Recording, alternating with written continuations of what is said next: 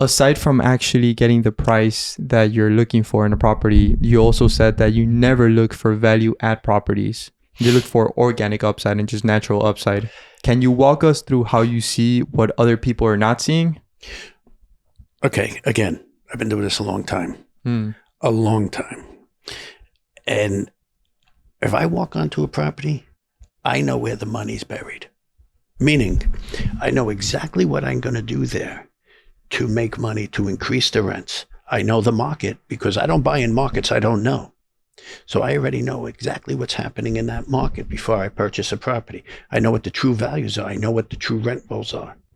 I know how much the rent is in an area before I go and stick my ass in that area. It's not going to happen. I'm going to invest in markets that I only know. I'm not going to go into a piece of real estate and start having to unload tons of money to get the upside. No, man. Listen, if you're a professional and that's how you make your money, God bless. That's your game. I don't do that.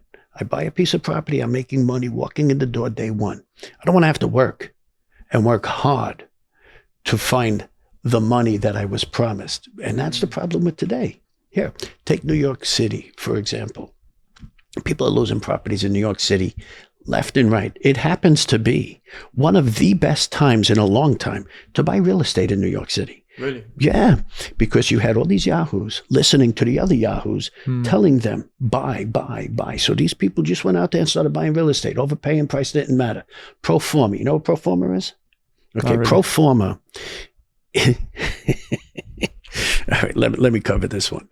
So when you go to buy a piece of real estate, there's going to be what is called an offering memorandum, or what I call it a setup. Okay, and they'll give you the seller or the broker will give you the offering memorandum, and that gives you the breakdown of the property.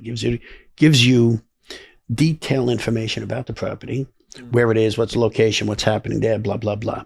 Then it tells you the rent roll. Then it tells you the expenses. Then it fast forward to 2, 3, 4, 5 years down the road and tells you what the pro forma rents will be.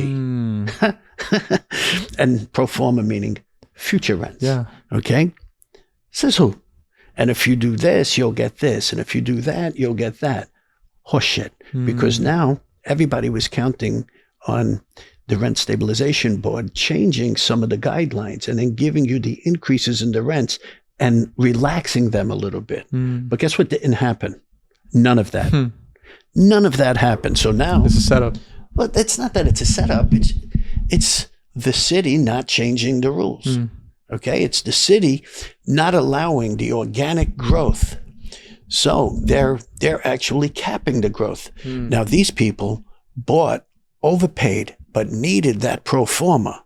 They needed those increases that they're not going to get. So what happens? They're upside down. Yeah. No, they're upside down. So in 5 years on commercial real estate, the notes typically come due in 5 years. They're 5-year terms. All right. So in 5 years, they balloon out. Now, if you can't refi that property because you didn't get the upside in those rents, you're definitely not going to be able to cover that nut. So what happens? You either dump it or you lose it.